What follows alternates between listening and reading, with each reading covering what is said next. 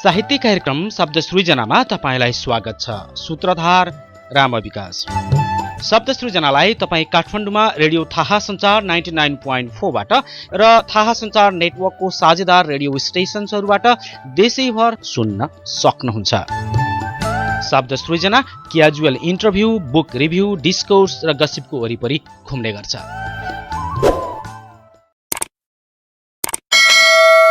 नमस्कार। शब्द सृजनाको आजको अङ्कमा हामी तपाईमा प्रस्तुत गर्दैछौँ कवि मोहित जोशीलाई। कवि मोहित जोशी 2057 सालमा कञ्चनपुरमा जन्मिनु भएको हो र हाल चाहिँ उहाँ कैलालीमा बसोबास गर्नुहुन्छ। हाल थर्ड इयरमा, तेस्रो वर्षमा उहाँ सिभिल इन्जिनियरिङ अध्ययनरत हुनुहुन्छ। कविता लेखनको उहाँको इतिहास त्यति लामो देखिन्न। 2075 सालको दशैं ताकाबाट उहाँले कविता लेखन यात्रा सुरु गर्नु भएको हो भन्ने गर्नुहुन्छ। रोल्पा गुराँस साहित्य मेलाद्वारा आयोजित राष्ट्रिय कविता प्रतियोगिता 2076 मा उहाँले द्वितीय स्थान हासिल गर्नुभएको थियो भने नेसनल कलेज अफ म्यानेजमेन्टद्वारा आयोजित कलेज स्तरीय कविता प्रतियोगिता 2075 मा उहाँ प्रथम हुन सफल हुनुभयो। त्यस्तै वर्ड्स वरियर स्पोकन पोइट्री नेपालद्वारा 2076 सालमा आयोजित slam poetry competition slam in it लाइफको फाइनलिस्टमा उहाँ हुनुभएको थियो। गोकर्णेश्वर नगरपालिकाद्वारा आयोजित राष्ट्रिय कविता प्रतियोगिता 2076 मा प्रदेश तहको उत्कृष्ट पुरस्कार उहाँले कवितामा प्राप्त गरिसक्नु भएको छ। यी सबै डाटा हेर्दै गर्दाखेरि 75 सालबाट कविता लेखनको यात्रा उहाँले सुरु गरेको भन्नुभए पनि पुरस्कारको अवस्था, उहाँले प्राप्त गर्नुभएको सफलता र उहाँको कविताको तह हेर्दा यति छोटो समयमा उहाँको कविता साधना हो भनेर भन्न मुस्किल पर्छ। इन्जिनियरिङ साहित्य समाज पुल्चोक एकाइको अध्यक्ष पनि हुनुहुन्छ। त्यसै गरी यतिखेर नेपालमा पढन्तीहरूको संस्था भनेर चिनिने बुकहलिक्सको एडमिन प्यानलमा उहाँ टिम मेम्बर पनि हुनुहुन्छ, जसले त्यतिखेर लकडाउनमा स्रष्टासँग साक्षात्कार कार्यक्रम सञ्चालन गरिरहेको छ। उहाँको पहिलो कविता राम नुरा हो र मोहित जोशीलाई चिनाउने कविता पनि राम नुरा नै हो। आज यिनै कवि मोहित जोशीसँग हामी कुराकानी गर्नेछौँ र उहाँका केही कविताहरू सुन्नेछौँ। मोहित सर, तपाईँलाई कार्यक्रममा स्वागत छ। नमस्ते। मोहित जोशी भनेर चिनाउने कविता राम नुरा नै सुनाउँ सर पहिला। सर, कविताको शीर्षक राम नुरा। म कविता सुरु गर्छु। ईश्वरको प्रार्थनामा बन्द राखिएका हातहरू जब खुला छोडिन्छन् अल्लाहको इबादतमा, त्यही बेला प्रेम कैद हुँदो रहेछ। स्वतन्त्र भनिने प्रेम फगत अक्षर र नामहरूमै कैद रहेछ। जस्तो कि तिम्रो नाम सीता भइदिएको भए वा मेरो नाम रसुल, जस्तो कि तिम्रो नाम सीता भइदिएको भए वा मेरो नाम रसुल, हामी एकअर्काका हुन्थ्यौँ होला। जस्तो कि मौलवीहरूको अल्लाहको नाम, जस्तो कि मौलवीहरूको अल्लाहको नाम पण्डितहरूको लागि शङ्कर नभइदिएको भए पनि हामी एकअर्काका हुन्थ्यौँ होला। किन मैले नमाज पढ्न पाउँदिन, किन तिमीले पूजा गर्न पाउँदिनौ, किन मन्दिर र मस्जिद बीचको दूरीमा लापता नै पर्छ वासुदैव कुटुम्बकम। मजहबको गुलामी तोड्ने प्रेमिल कर्कश आवाज हो राम नुरा। सिकाउनु छ प्रेमको भक्तिभाव कन्सन्ट्रेसन क्याम्पमा हामीलाई कैद गरिरहेका धर्मात्माहरूलाई।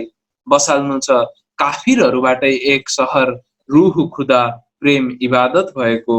रङ्गाउनु छ मन्दिर मस्जिदका भित्ताहरू क्रमशः हरियो रातो रङ।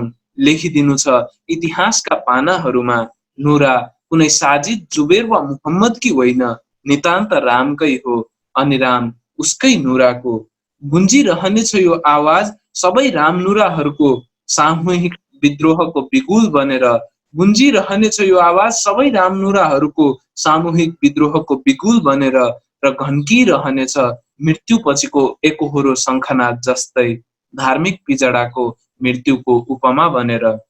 तिमी पवित्र हुन गएथ्यौ गङ्गा स्नानमा, तिमी पवित्र हुन गएथ्यौ गङ्गा स्नानमा, म पनि त भोकै बसेथे रमजानमा।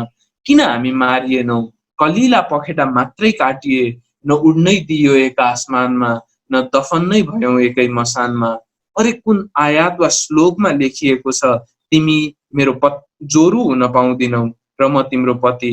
अरे कुन आयात वा श्लोकमा लेखिएको छ तिमी मेरो जोरू हुन पाउँदिनौ र म तिम्रो पति। हिन्दू मुसलमान एक हुनु मन्जुरे खुदा नै थिएन भने किन बच्छ ज्यान एकअर्काको रक्तदानमा। काश काश काश चिच्याइदिन्थे यो कुरा श्लोक र आयात गीता कुरानका पानाबाट बाहिर निस्केर मन्दिरको घन्टी र मस्जिदको अजानसँगै पण्डित र मौलवीहरूको कानमा। नुरा, हामी आफैले अब लड्नु नै छ प्रेमको यो धर्मयुद्ध। म पशुपति जानेछु र फर्किनेछु महादेवलाई नमाज बुझाएर।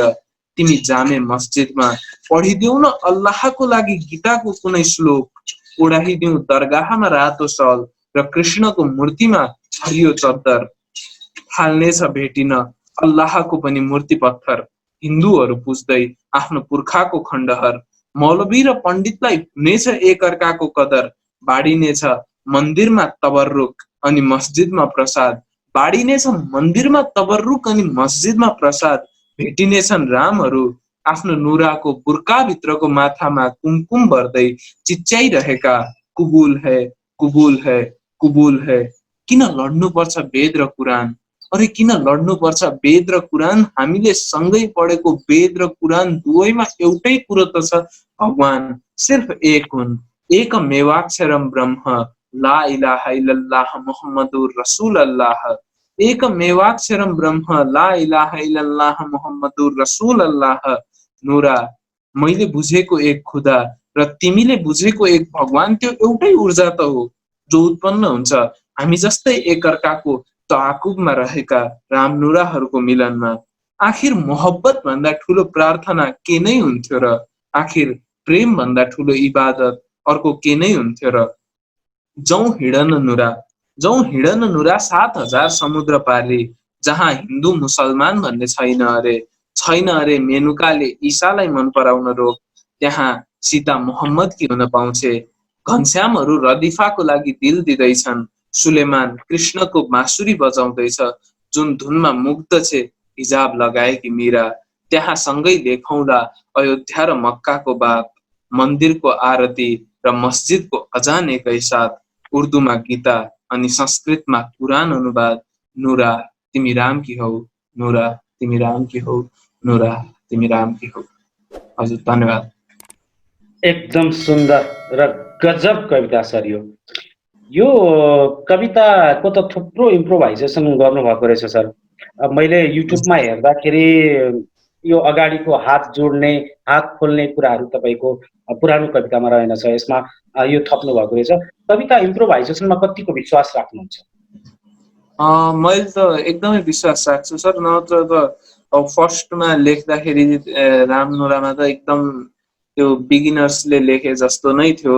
त्यो ठ्याक्कै हुन्छ नि तपाईँको त्यो राइमिङहरू मिलाउने कम्प्लिट फरक कविता नै पढिरहेको छु कि जस्तो नि फिल हुन्छ होला। यो रामनुराको सुरुको भर्जन पढ्ने हो भने चाहिँ ठ्याक्कै त्यो रमजान मसान अनि आसमानदेखि लिएर राइमिङ कविताभरि राइमिङ मात्रै थियो।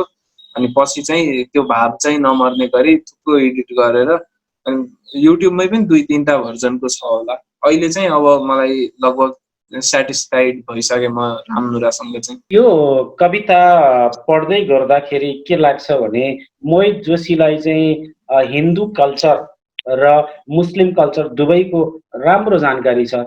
के तपाईँ त्यो दुवै कल्चरबाट हुर्किनु भएको हो या मुस्लिम कल्चरमाथिको अध्ययन एकदम बढाउनु भएको? ए हजुर सर, यो बारे चाहिँ हुर्किएको त नितान्त हिन्दू कल्चरमै हो, अध्ययन नै हो। अनि मेरो क्लासमा 1-2 जना इस्लामिक साथीहरू पनि छन्, इस्लामिक धर्म मान्ने, उनीहरूसँग नि राम्रै सङ्गत छ।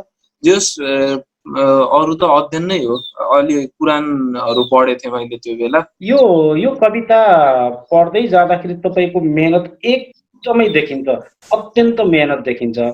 अब यो कवितालाई यसरी 2 धारबाट तुलना गरेर लैजान्छु भन्ने सोच या त्यो किसिमको प्रेरणा चाहिँ तपाईँले कसरी पाउनु? म पहिला खासै मैले कविताहरू त लेखेको थिएन, यो मेरो फर्स्ट कविता नै हो भन्दा नि हुन्छ। अनि लेख्न इच्छा आएको चाहिँ अब मान्छेहरूले जहिले यो धर्मको कुराहरू गर्ने, यताउति गर्ने, अनि जातको कुरा, धर्मको कुरा, सम्प्रदायको कुराहरू गर्ने। अनि अब जातको त केही डिफाइन नै गर्नु पर्दैन, सबैलाई थाहा छ कि त्यो सबै समान हो भन्ने कुरा। अब धर्ममा चाहिँ अब मान्छेको त्यो जीवनशैली, ईश्वर पुज्ने तरिका, अब सबै चाहिँ मलाई चाहिँ यो एउटा भाषा न हो, आफ्नो कुनै एउटा सुप्रिम एनर्जी छ भन्यो भने त्योसँग चाहिँ कम्युनिकेट गर्ने एउटा भाषा न हो जस्तो लाग्छ धर्म भनेको।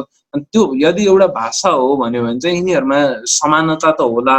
अब कुनै ठाउँबाट अर्को ठाउँमा जाँदाखेरि चाहिँ यो भगवान वा कुनै सुप्रिम एनर्जी जो छ त्यसलाई चाहिँ पुज्ने तरिका वा त्यसलाई रेस्पेक्ट दिने तरिका चाहिँ धर्म होला। अनि ठाउँ ठाउँ अनुसार चाहिँ त्यो फरक हुँदै गएको भएर अनि पछि अब एउटा ठाउँमा एउटा तरिकाले पूजा हुन थाल्यो, अर्को ठाउँमा अर्को तरिकाले पूजा हुन थाल्यो। अब त्यो मान्छे अर्को ठाउँको मान्छे यता आइसकेपछि चाहिँ अनि दुइटै मान्छे सँगै रहँदाखेरि चाहिँ अब चाहिँ क्ल्यास भयो होला भन्ने जस्तो लागेर चाहिँ अनि त्यही भएर मैले अध्ययन गरेँ यो रामनुराको बारेमा। अनि अब त्यो अध्ययनहरू गरेपछि थुप्रै सिमिल्यारिटीहरू देखेँ। अब जस्तो हाम्रो पनि भगवानलाई पुज्ने तरिका एउटै, उनीहरूको नि अब ठाउँ अलग, डिजाइन अलग सबै भयो नि उस्तै उस्तै हो नि। हाम्रो प्रसाद भन्छ, उनीहरूको नि त्यो दरगाहमा गइसकेपछि त्यो हाडखोरबाट समथिङ त्यो फोसिलहरूबाट के गरेर पानी जस्तो के दिँदो रहेछ, त्यो प्रसादै मान्दा रहेछन् तिनीहरूले चाहिँ, तबर्रुक भन्दा रहेछन्। त्यो थुप्रै चिजहरू चाहिँ लगभग उस्तै उस्तै कुरा।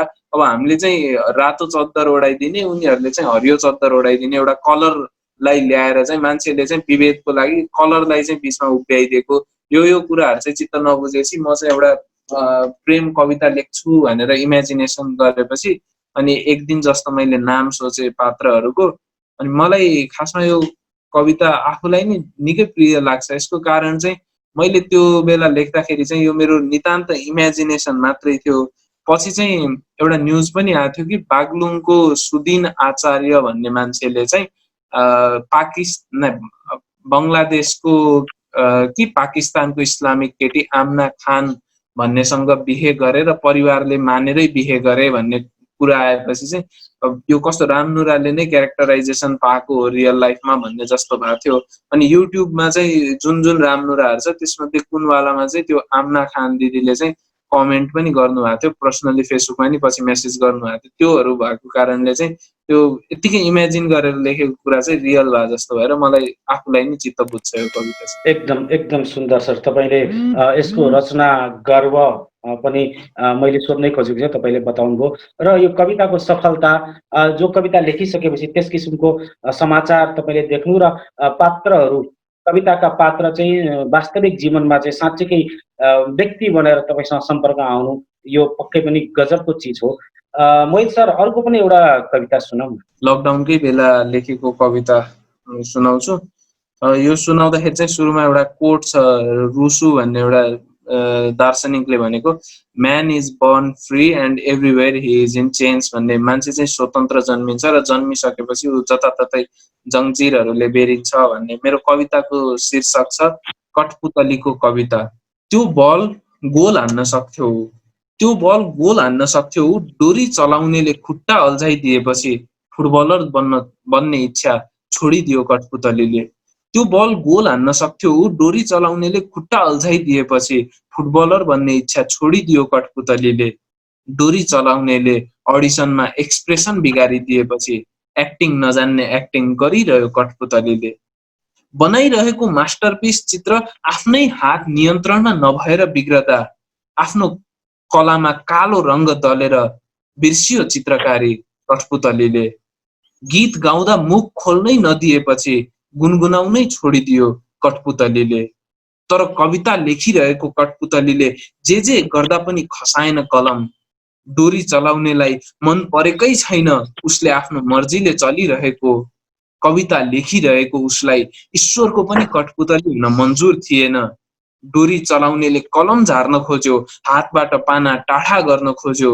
डोरी चलाउनेसँग जित्न सक्दैन कठपुतली, थाहा भएरै पनि आफ्नो नियति कठपुतली आफ्नो सक्दो बल प्रयोग गरिरहेथ्यो। कठपुतली र डोरी चलाउनेको युद्ध भइरहँदा अन्ततः डोरीहरू अल्झिए, गुजुल्टिए र बेरिए अन्तिममा कठपुतलीकै शरीरमा र यो श्रृङ्खला रोकियो। अन्ततः डोरीहरू अल्झिए, गुजुल्टिए र बेरिए कठपुतलीकै शरीरमा र यो श्रृङ्खला रोकियो। यतिन्जेलसम्म एउटा कविता लेखिसकेको थियो कठपुतलीले, जुन भेटिएको छ घरको पंखामा झुन्डिरहेको। धन्यवाद। सुन्दर।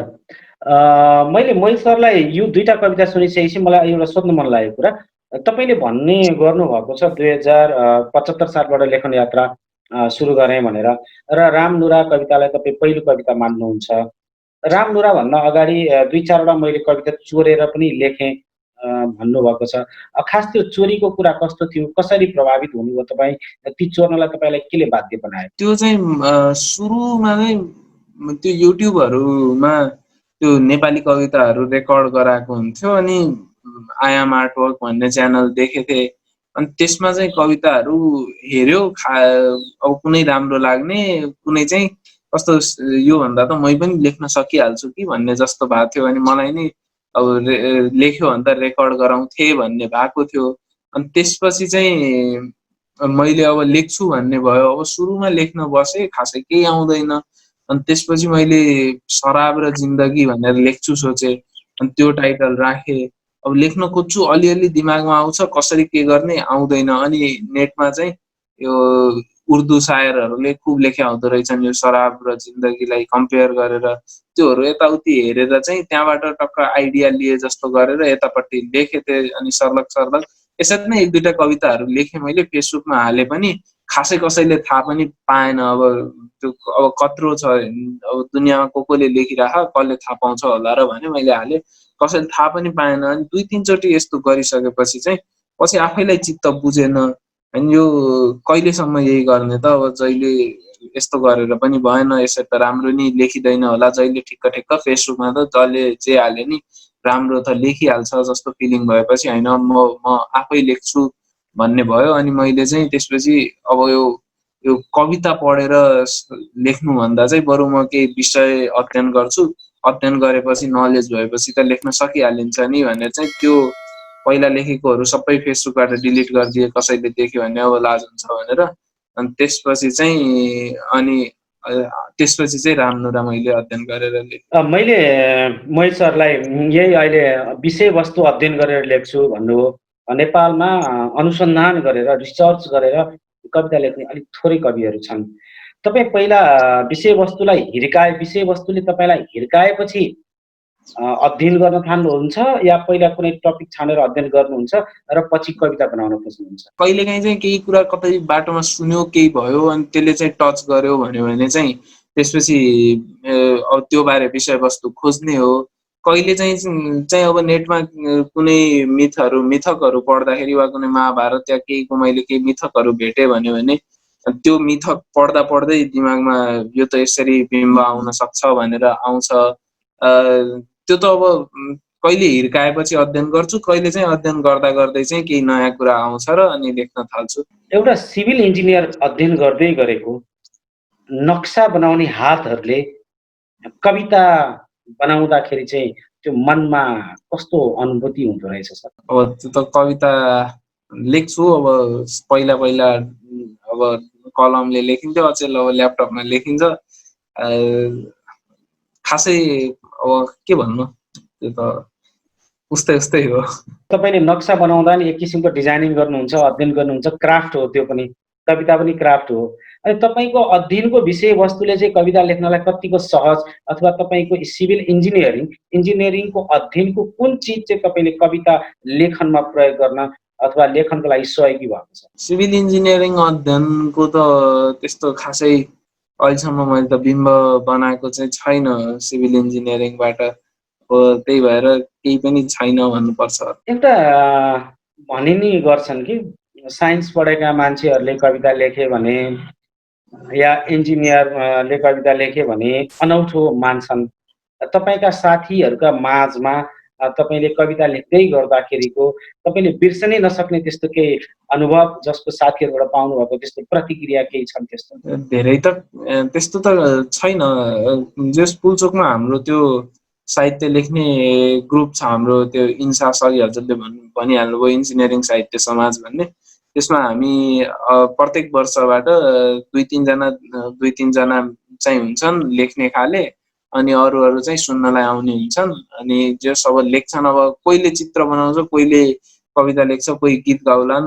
अब त्यो साइन्सै पढिरहेछ भन्दैमा अब चित्रै बनाउनु भएन, गीतै गाउनु भएन भन्ने चाहिँ छैन नि त, त्यही भएर खासै अनौठो चाहिँ मान्दैन। तपाईँ स्ल्याम पोइट्रीमा पनि कम्पिटिसनमा जानुभयो। स्ल्याम पोइट्रीको राइटिङ, त्यसका लिसनर र अहिलेको तपाईँले लेखिरहनु भएको यो वैचारिक कविता, विषयवस्तुमा आधारित कविता, केही फरक पाउनु भएको छ? यो स्ल्याम पोएट्रीको चाहिँ म जस्तो कविता लेख्न थालिसकेको थुप्रो टाइम भइसकेपछि नै वर्कसप टाइपको पनि भएको थियो, अनि त्यो कविता पठाएपछि चाहिँ सेलेक्ट गर्दा रहेछन्, अनि त्यो वर्कसपमा गएको थिएँ।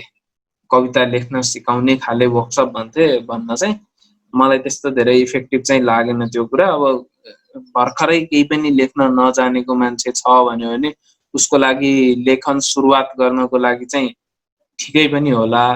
अनि अडियन्स त अब लगभग एकदमै धेरै किताब पढ्ने अडियन्स छ भन्यो भने उसलाई यतापट्टितिरकै कविताहरू मन पर्ला, यो जो हामीले क्लासिकली लेख्दै आइरहेको छ। अब उतापट्टिको चाहिँ अब कुनै कविताहरू सुन्दा एकदम रमाइलो नि हुन्छ, सबैलाई मन पर्न सक्छ, कुनै चाहिँ अब कस्तो भन्नु ठिकै पनि हुन्छ। अब त्यो बोलीचालीको भाषालाई चाहिँ कवितामा हामी लेख्छौँ भनेर तिनीहरू स्ल्याम पोएट्रीवालाहरूले भन्छन्। अब त्यो बोलीचालीको भाषा लेख्दाखेरि चाहिँ कति मान्छेहरूले बिम्बै नहालिकन अब नर्मल गफ गरे जस्तो, कथा सुना जस्तो नि लेख्छन्। त्यही भएर अब लेख्न मान्छेलाई प्रेरणा उ गर्नको लागि स्ल्याम पोएट्रीले पनि ठिकै गरेछ। मान्छेहरूलाई सजिलो लाग्छ, लेख्छन्, ठिकै छ। महेश सर, यो कविता खासमा तपाईँ लेख्नु चाहिँ किन हुन्छ? मलाई अब सुरुमा त मैले युट्युबमा रेकर्ड गराउँछु भनेर लेख्या हो सुरुमा लेख्दाखेरि चाहिँ। अनि त्यसपछि चाहिँ अनि पछि चाहिँ अब अलि पढ्दै पनि गइयो, अब आफूलाई चाहिँ पोख्न मिले जस्तो लाग्न थाल्यो। अब जस्तो आफू रिस आएको छ भन्यो भने कविता एउटा लेखिसकेपछि रिस सबै शान्त हुन्छ, आफूलाई केही भइरहेको छ त्यो चिज लेखिदियो भने शान्त हुन्छ।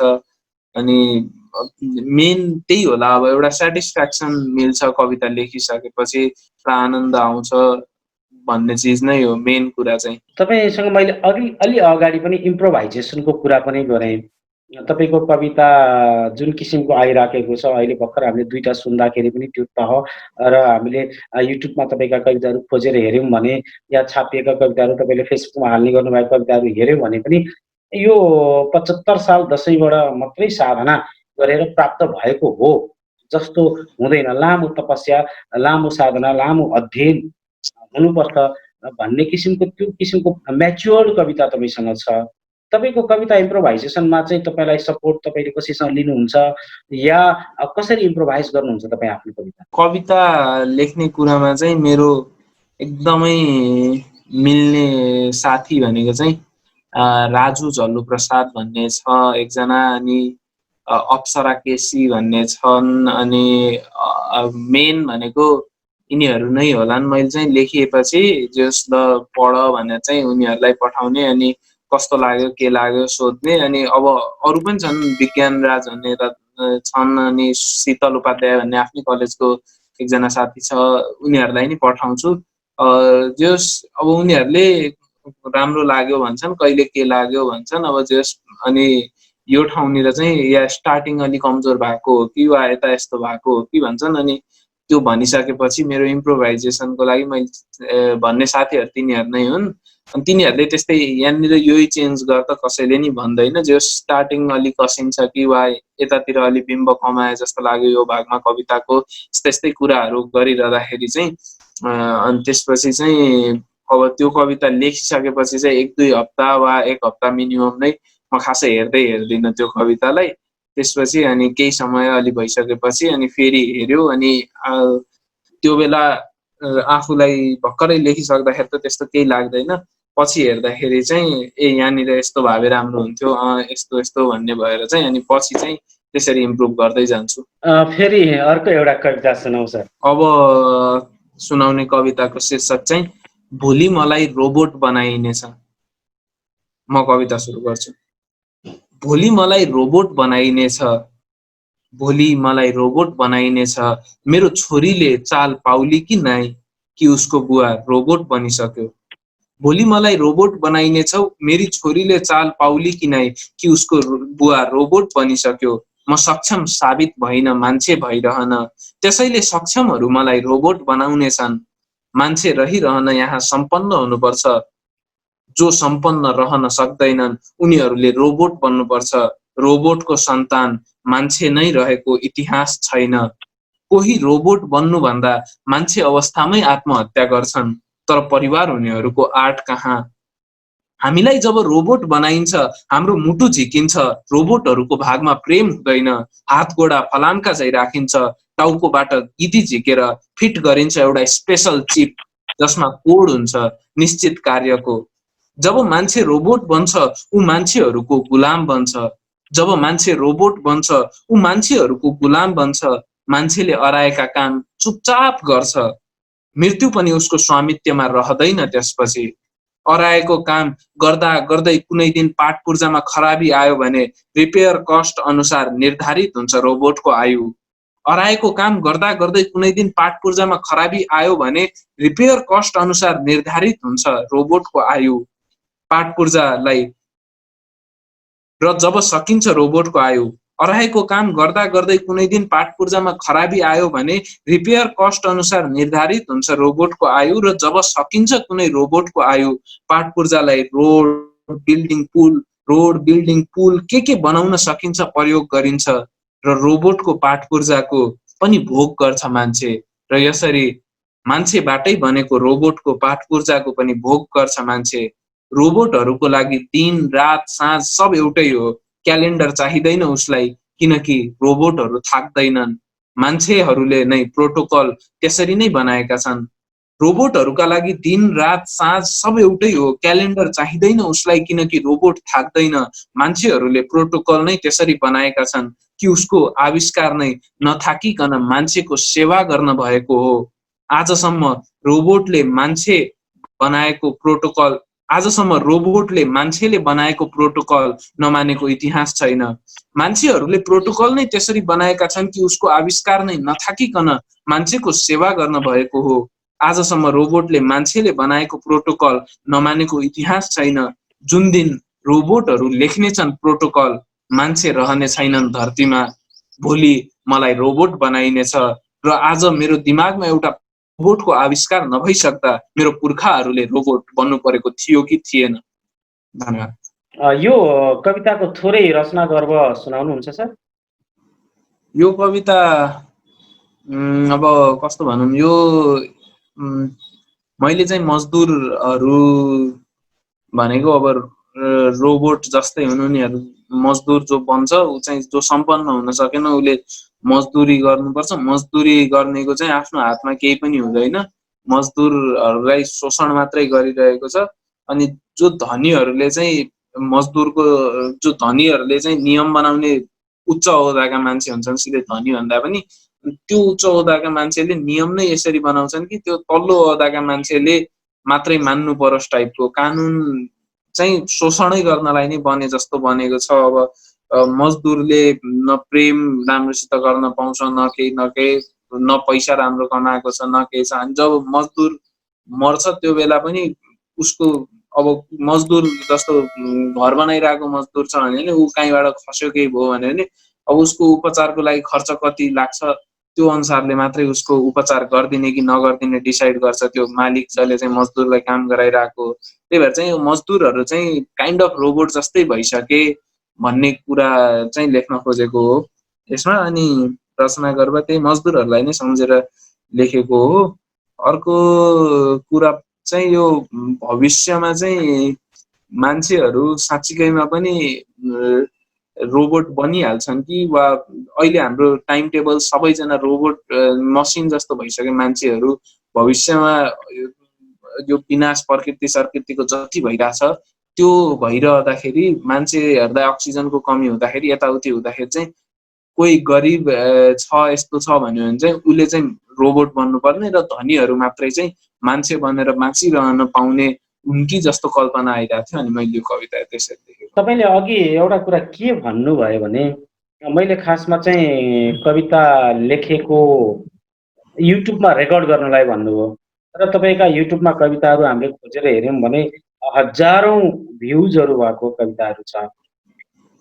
त्यो 75 साल दशैँभन्दा अगाडिको मोहित जोशी र अहिले 77 सालसम्म आइपुग्दाखेरिको मोहित जोशी आफैले आफैलाई इभ्यालुएट गर्नुपर्दा के फरक पाउनुहुन्छ?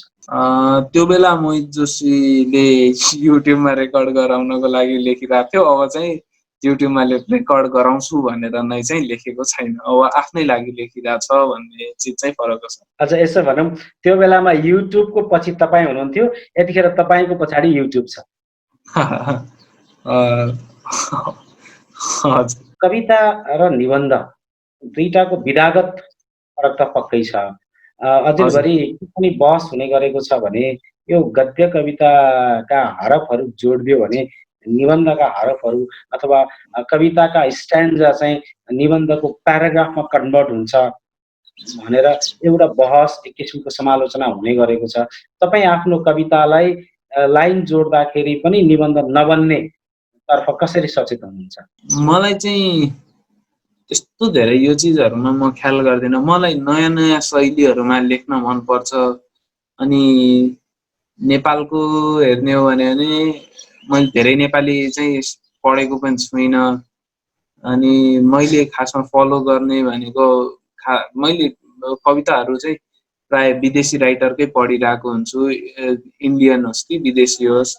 अनि उनीहरूको पढिरहेको हो। त्यस्तो उनीहरूको फेरि कस्तो छ भने चाहिँ हामी चाहिँ निबन्ध बनिहाल्छ किमा बढी अड्किन्छौँ। उनीहरूले चाहिँ लेखिरहेको छन् जस्तो भए पनि।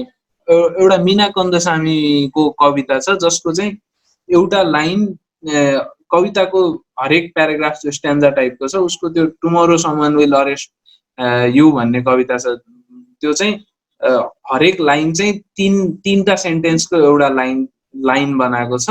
अनि त्यसपछि अर्को लाइन आउँछ। अब त्यो हेर्ने हो भने त कसैले त यो कविता होइन निबन्ध हो पनि भन्ला लेखेको हेर्दाखेरि।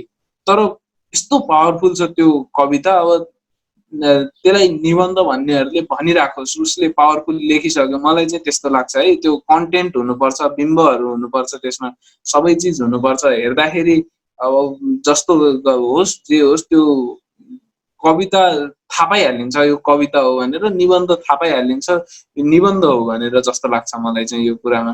तपाईँलाई चाहिँ के लाग्छ कविता र निबन्धलाई?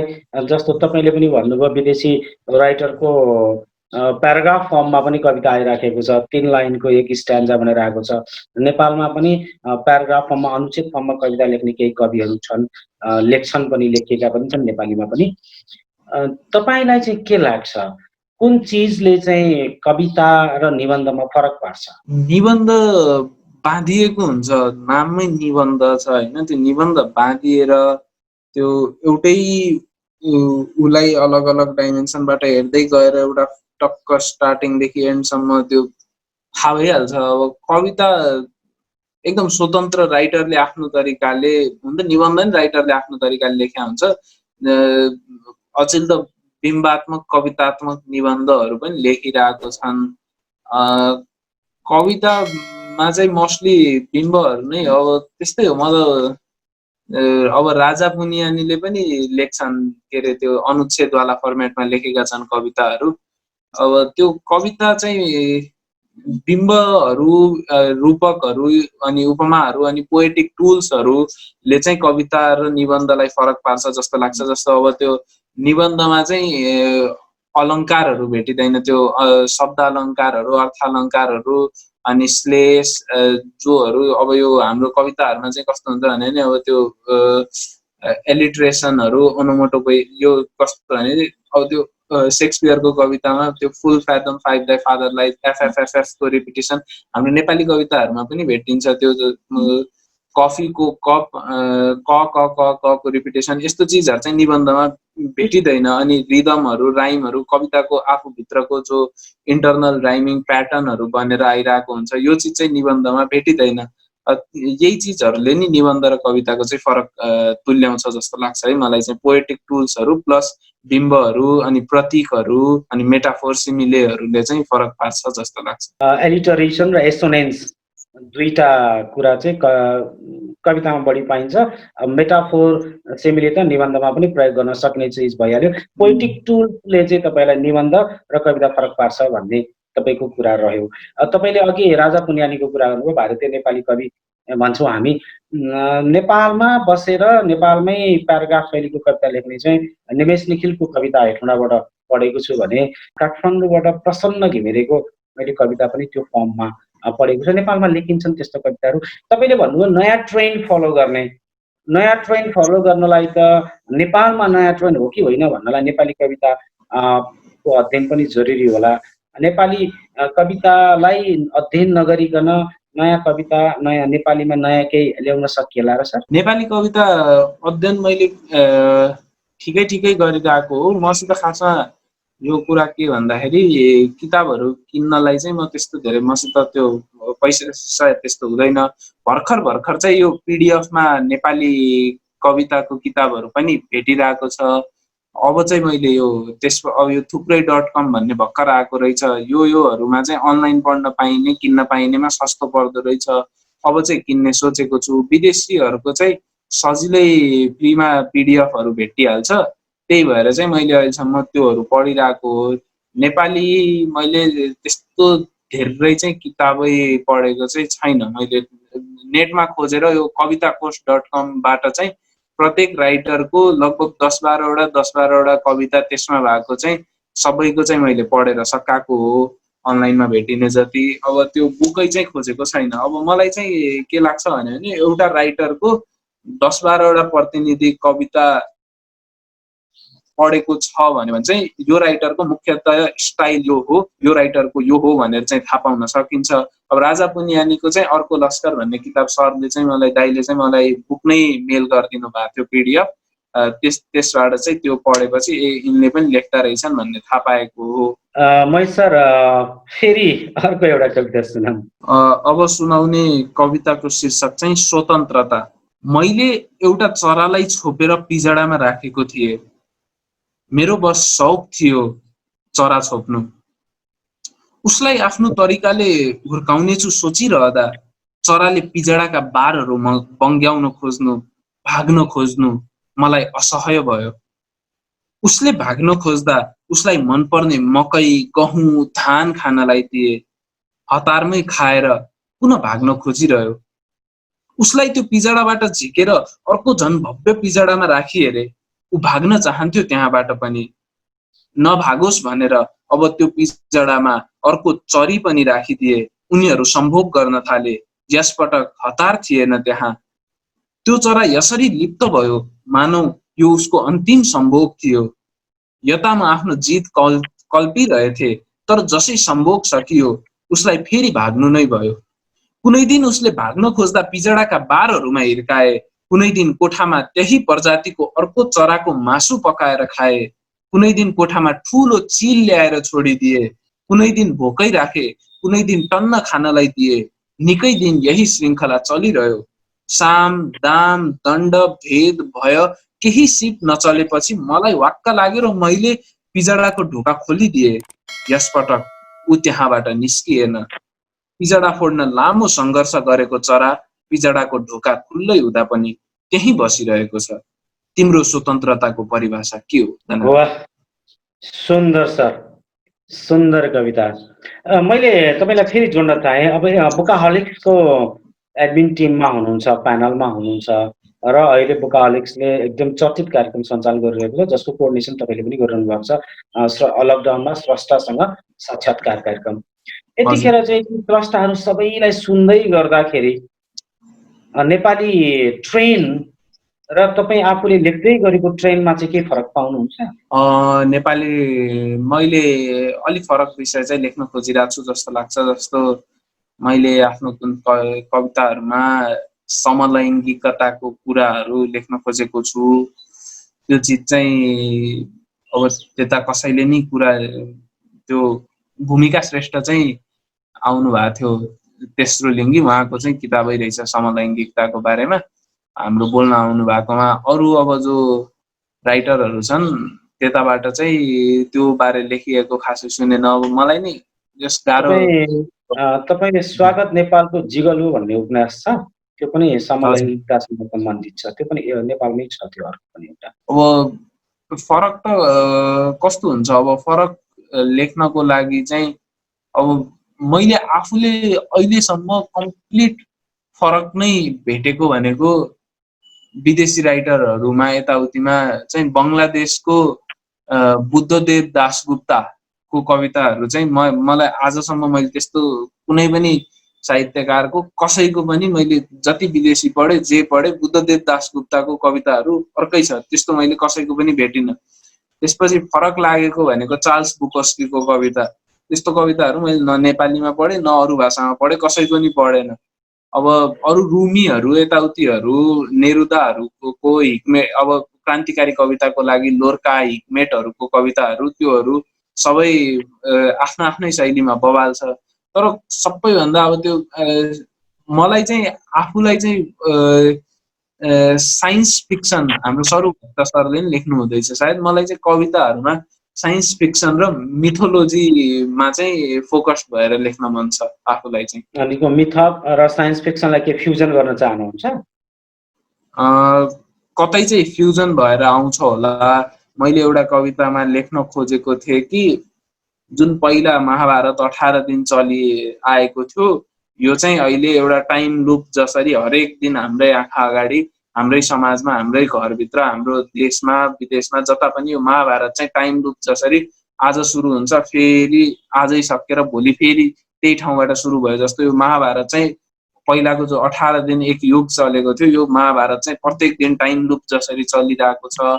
अनि समानान्तर ब्रह्माण्डको कुराहरू र मिथकलाई सँगै जोडेर त्यो चिजहरू चाहिँ लेख्न मन लागेको चिजहरू हो। त्यो चिजहरू, त्यो रिराइटहरू गर्नु छ, अलिअलि लेखेछु त्यो बारे पनि। त्यो चिजहरू चाहिँ लेखिएको छैन कि जस्तो लागेको हो। मैले आफूले धेरै नपढ्ने भएको भएर नि, धेरै नपढेको भएर नि साथीहरू जो पढ्ने साथीहरू छन् उनीहरूलाई चाहिँ सोधिरहेको हुन्छु यो बारेमा चाहिँ कसैले लेखेको छ कि छैन, यो बारे के कतिको लेखेको छ भनेर। अनि लेखिएको विषयहरूमा चाहिँ सकेसम्म के लेखिएको विषय छ भन्यो भने आफूले लेखिसकेका छ त्यो बारे। जस्तो मैले अब यो कठपुतलीको कविता लेखेँ भन्यो भने यी कठपुतलीलाई बिम्ब बनाएर कसले कविता लेखेको छ पढेको साथीहरूलाई सोध्ने, नभए इन्टरनेटमा खोज्ने, त्यो गर्ने। अनि आफ्नो कविता उनीहरूकोसँग केही गरी मिलेको छ भन्यो भने चाहिँ मैले सकेसम्म त्यो मिलेको भाग वा कविता चाहिँ फालिदिन्छु यदि मिलेरै छ भन्यो भने चाहिँ। रामनुरा कविता तपाईँले पहिलो कविता भन्नुहुन्छ र सबैभन्दा बढी सम्झिराखेको कविता पनि भन्नुहुन्छ। रामनुरा भन्दा म स्ट्यान्डर्ड कविता लेख्न सक्छु भन्ने तपाईँलाई त्यस्तो महसुस के कस्तो छ? त्यस्तै कविता लेख्छु भन्ने त छैन।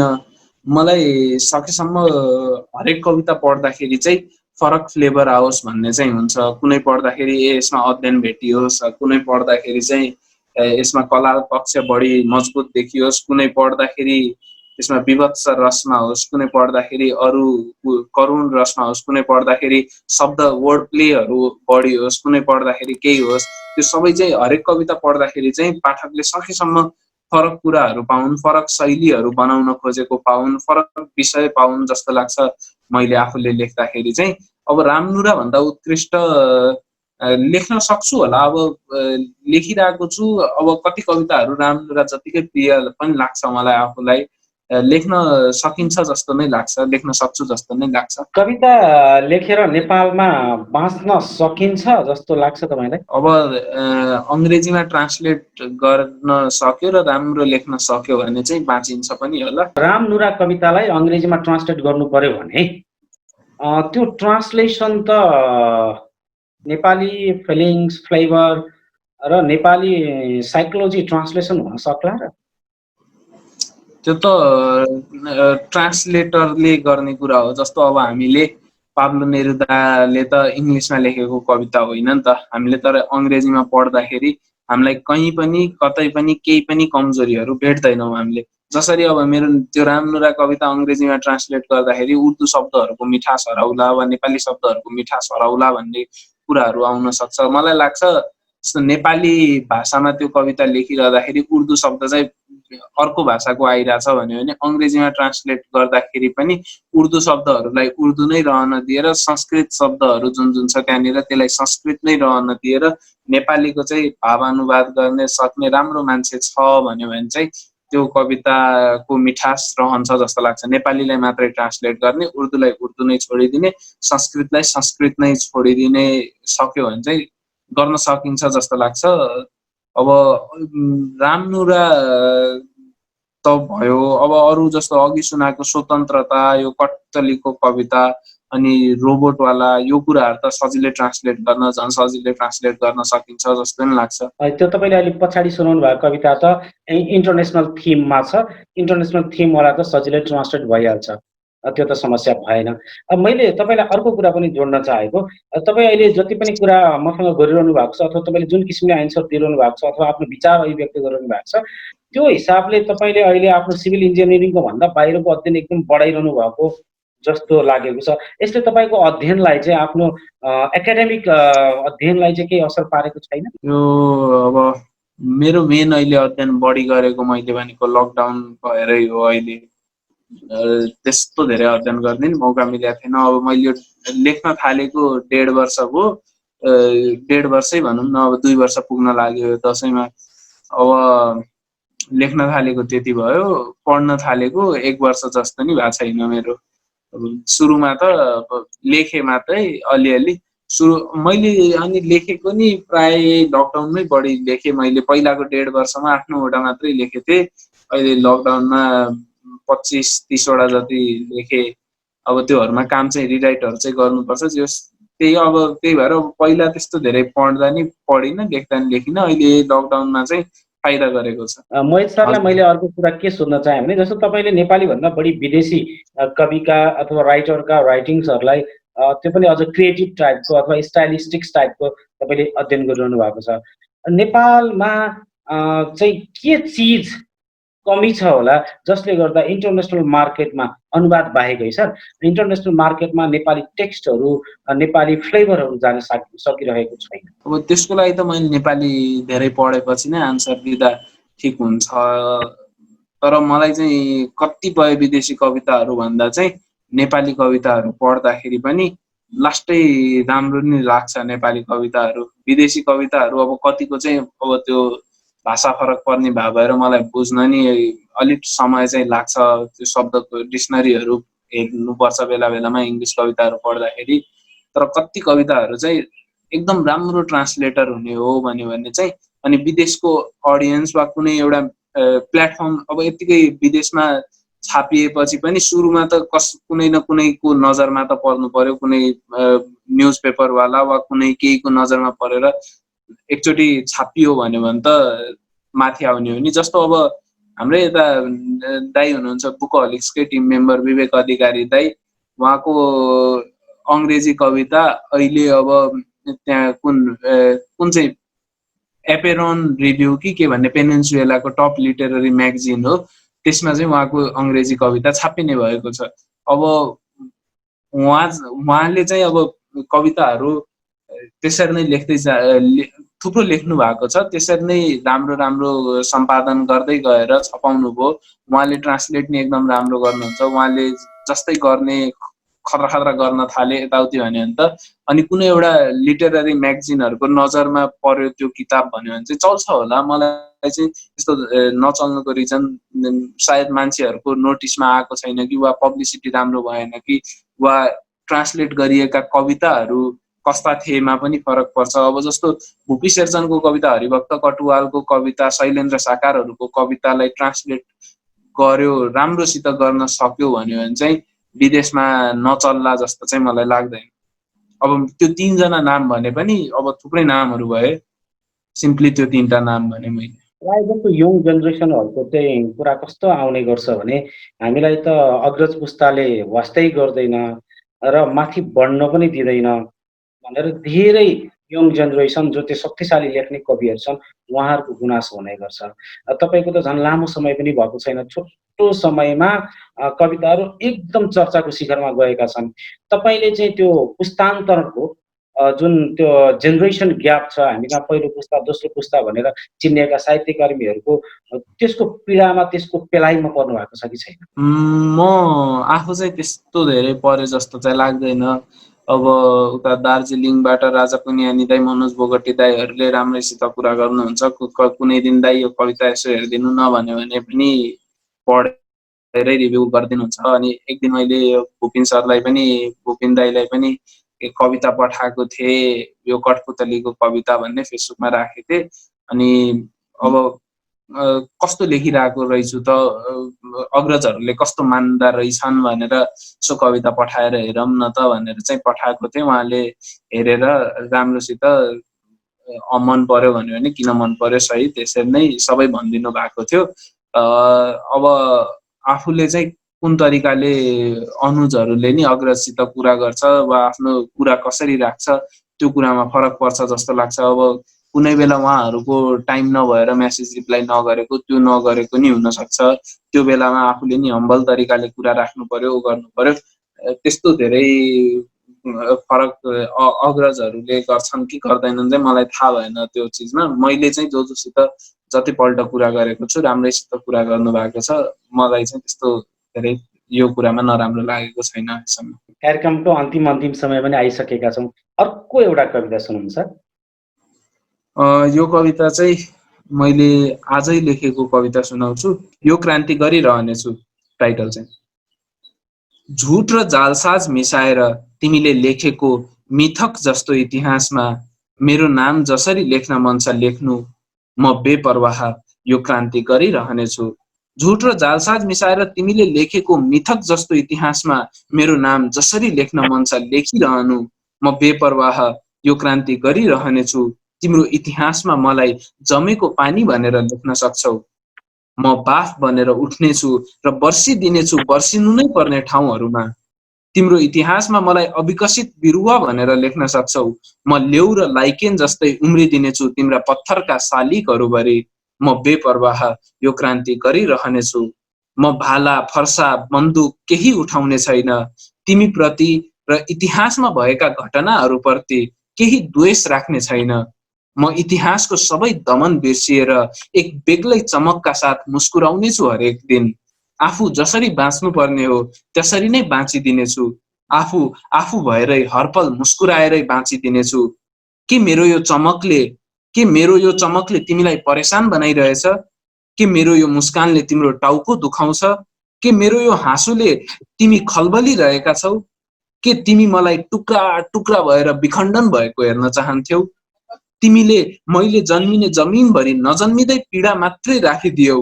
अहिले त्यही जमिनमा विशाल रुख भएर म उम्रिँदा के हाम्रो उचाइ र फैलावटले तिम्रो घाँटी भाँचियो? के हाम्रो उचाइ र फैलावट हेरेर तिम्रो घाँटी भाँचियो? के मेरो एलेक्जेन्डरको जस्तो हाँसोसँग तिम्रो साम्राज्य काँपिरहेछ? मैले सबै उत्पीडित उपहेलित र सीमान्तीकृतको आवाज हुँ। आजसम्म नसुनेको जस्तो गर्नेहरूलाई सुन्न लगाएर, आजसम्म नबोलेकाहरूलाई बोल्न लगाएर, आजसम्म नदेखे जस्तो गर्नेहरूलाई हेर्न लगाएर म समानता ल्याउनेछु। उनीहरूले देखेर सुनेर बोल्दैमा मात्रै पनि सबै थोक परिवर्तन हुनेछ। यसरी हामी जित्नेछौँ। यसरी हाम्रो क्रान्तिको सफलताले हामी जित्नेछौँ। र अब इतिहास लेख्नु पर्दा म आफैले लेख्ने छैन इतिहास। मैले जितिसकेपछि यो युद्ध तिमी र म मिलेर लेख्नेछौँ अब फेरि नयाँ इतिहास। आजसम्म जित्नेहरूले इतिहास लेखेर मात्रै यो सबै भएको। अब चाहिँ लगभग एकदम थोरै समय हामीसँग बाँकी छ। मैले मोहित सरलाई चाहिँ तपाईँको साहित्यमा सपना के छ भनेर सोधेँ भने के भन्नुहुन्छ? म अनुवाद गरिरहेको पनि छु, कविताहरूलाई उल्था गरिरहेको छु। उल्थाको पनि किताबहरू छपाउन मन छ। मलाई आफ्नै कविता सङ्ग्रह पनि छपाउन मन छ। ढिलो चाँडो कहिले हुन्छ। अनि त्यसपछि त्यो म अलिअलि चित्रहरू नि बनाउँछु। आफ्नो कविता सङ्ग्रहमा चाहिँ हरेक कवितालाई रिजेम्ब्लेन्स हुने एउटा चित्र पनि राख्न मन छ मलाई। किताबमा ब्ल्याक एन्ड व्हाइट फर्ममा छापिँदाखेरि आउने खालले एउटा कविता होस् र त्यो कविता सँगै मिल्ने खाले केही चित्र पनि मलाई आफैलाई बनाउन मन छ। अनि अब अहिलेको लागि त यस्तै सोचेको छु। अनि पछि गएर चाहिँ धेरै कविता लेखिसके, मलाई चाहिँ कवितै लेख्न मन छ। धेरै लेखिसकेपछि केही भएपछि बल्ल अरू विधातिर जान्छु होला। अहिलेलाई मैले त्यही भएर अरू किताबहरू नि खासै पढ्दिनँ, मैले हत्तपत्त अरू किताबहरू सुरु गर्दिनँ, मैले कविताकै किताबहरू पढ्छु अहिलेलाई चाहिँ। गजबको कुराकानी भयो, गजबका कविताहरू सुनाउनुभयो। तपाईँका सपनाहरू चाँडै साकार हुन्, शब्द सृजना यो कामना गर्दछ र तपाईँलाई धेरै धेरै आभार पनि व्यक्त गर्दछ। हजुर, धन्यवाद। शब्द सृजना आजलाई यति नै। तपाईको सृजनात्मक सल्लाह सुझाव प्रतिक्रियाको अपेक्षामा छु। हाम्रो इमेल अक्षर.शब्द@gmail.com AKSHAR.SHABDA@gmail.com। तपाईको यो साथ पाइरहँ। नमस्कार।